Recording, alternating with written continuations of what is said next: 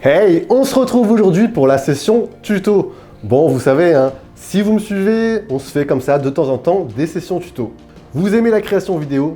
Vous tombez parfaitement à pic, puisqu'aujourd'hui on va tout simplement traiter de comment créer un hyperlapse avec votre smartphone de manière très simple. Allez, si vous êtes prêts, je vous dis bien sûr, let's go!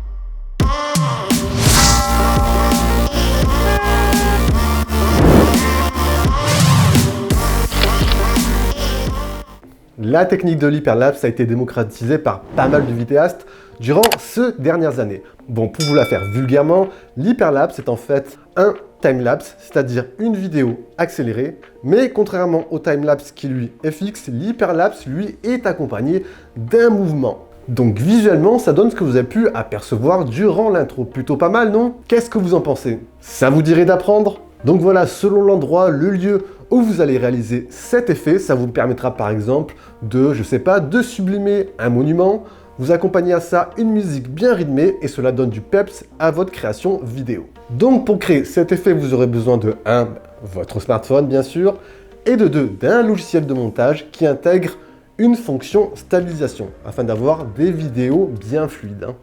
Alors moi, pour la réalisation de mes rushs, j'ai utilisé un smartphone de la marque Oppo. Après, la plupart des smartphones aujourd'hui peuvent être utilisés, un iPhone, Samsung, Google et compagnie.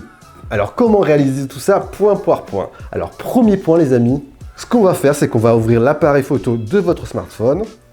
Ensuite voilà, vous choisissez le mode timelapse. Donc comme je vous l'ai dit, un hyperlapse et bien sûr de manière très raccourcie, un timelapse mais avec un mouvement. Et second temps, vous utilisez la focale ultra grand angle afin d'avoir un champ le plus élargi possible. Ça donnera ainsi plus de caractère à votre vidéo. Et ça, c'est plutôt pas mal. Alors pour cet exemple, moi je me suis mis devant une cathédrale pour mon premier rush, comme vous pouvez l'apercevoir. Bon, le principe de manière très simple les amis, est d'avancer en fait lentement, tout en gardant un point fixe sur votre appareil. Voilà, moi je clique en fait sur mon écran afin d'avoir un repère et donc ce repère doit être ensuite constamment fixe lorsque vous avancez. Vu qu'aujourd'hui, pas mal de smartphones ne sont pas encore stabilisés, le but est d'avancer vraiment lentement afin d'avoir le moins de secousses possible.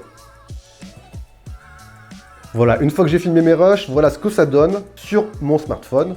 Bon, comme vous pouvez le voir, la vidéo est plutôt pas mal, on a cet effet rapide, mais on va encore l'accélérer derrière et en parallèle, on va encore la stabiliser afin d'éviter ces petites secousses comme on peut l'apercevoir. Alors du coup les amis, on passe maintenant à la phase production. Alors moi personnellement, j'utilise comme je vous l'ai dit la suite Adobe. Donc j'ouvre le logiciel After Effects. Hop, c'est parti, ce qu'on va faire nouvelle composition. Bon ça, ce sont mes paramètres de composition personnels. Ok, on va ensuite importer notre fichier, c'est-à-dire mon rush. Hop. Importation fichier, tac, mon rush numéro 1. On va ensuite intégrer ce rush dans la timeline. Et voici. On va ensuite faire une précomposition. Hop, précomposition. Ok. Et ensuite, on va tout simplement utiliser l'effet stabilisation. Donc voilà, là vous marquez stabilisation. Et ensuite, voilà, stabilisation de déformation. Et vous l'intégrez ensuite dans votre précomposition. Vous laissez faire l'analyse en cours et ensuite la stabilisation se fait automatiquement. Et voici, une fois que la stabilisation est effectuée, je vous montre à quoi ressemble le rush. Donc comme vous pouvez le voir, vous voyez qu'il y a moins de secousses, le tout est plus fluide, c'est quasiment parfait. Donc une fois que vous avez fini cette phase, si vous désirez encore accélérer votre vidéo, il suffit juste simplement d'accélérer la vitesse dans le logiciel de montage. Et puis c'est tout bon. Et voilà les amis, j'espère que cette vidéo vous aura permis d'y voir un peu plus clair sur comment créer un hyperlapse avec votre smartphone. Si vous avez des questions, bien sûr, n'hésitez pas à envoyer tout ça en bas dans l'espace commentaire. C'était bien sûr Jojo, on se dit à la prochaine. Prenez soin de vous, allez, ciao ciao.